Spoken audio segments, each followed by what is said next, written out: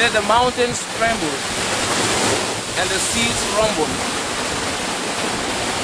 in the southeastern fringes of Ghana.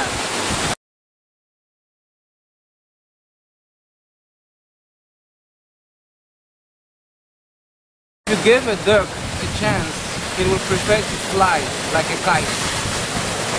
While if you uncover secrets of life,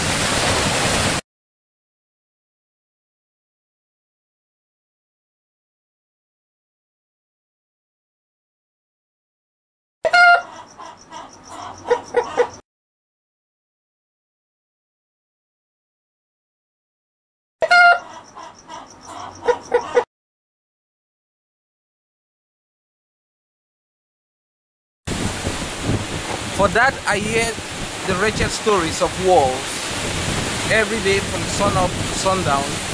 Turn me into a gorilla.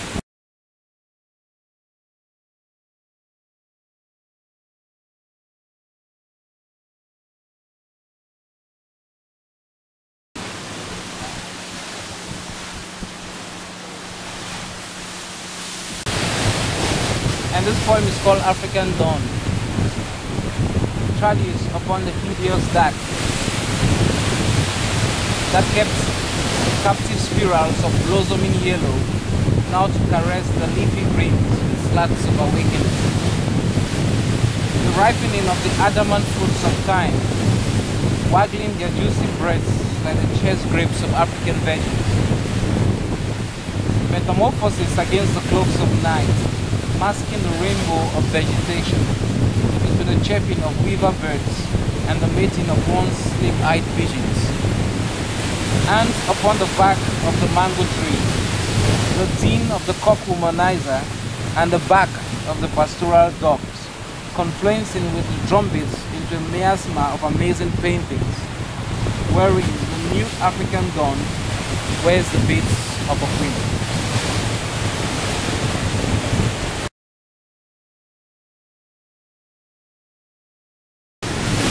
Well, this is a very deep appreciation of African dawn.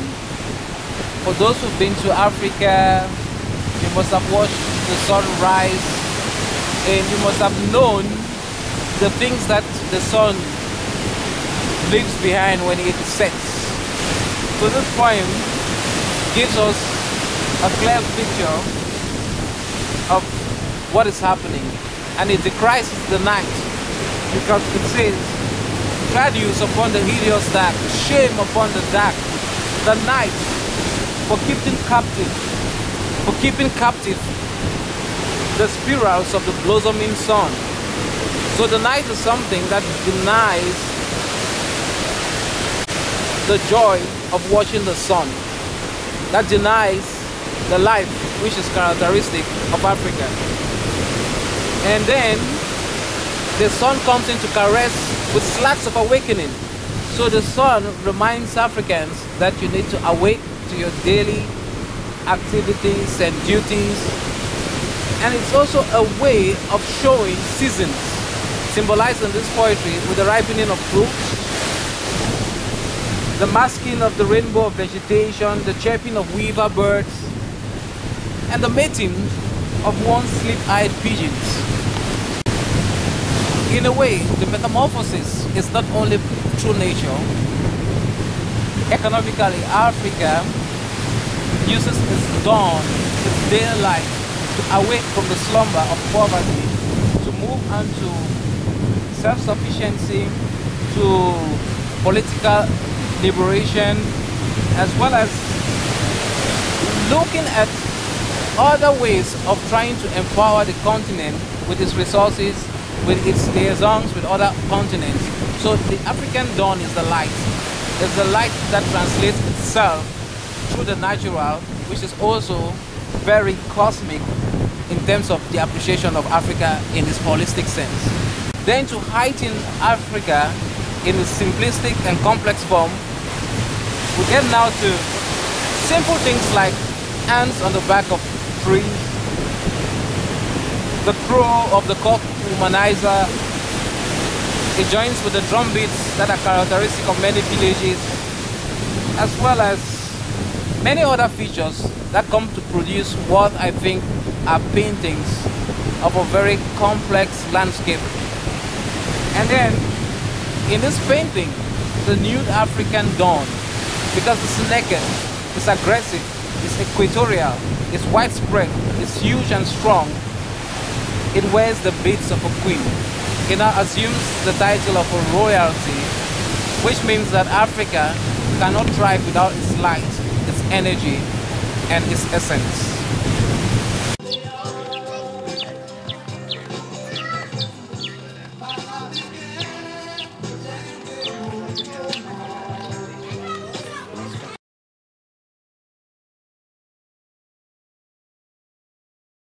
About this.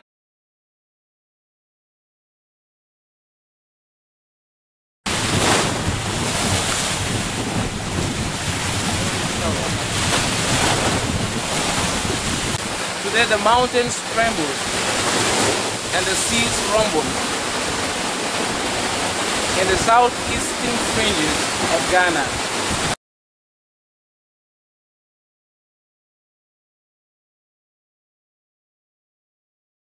If you give a duck a chance, it will prefer to fly like a kite. While if you uncover secrets of life,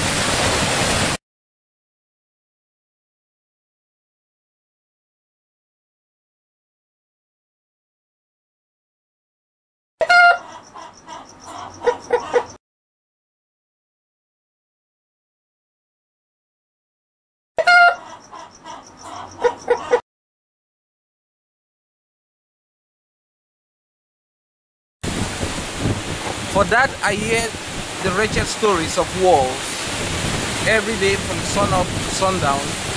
Turn me into a gorilla.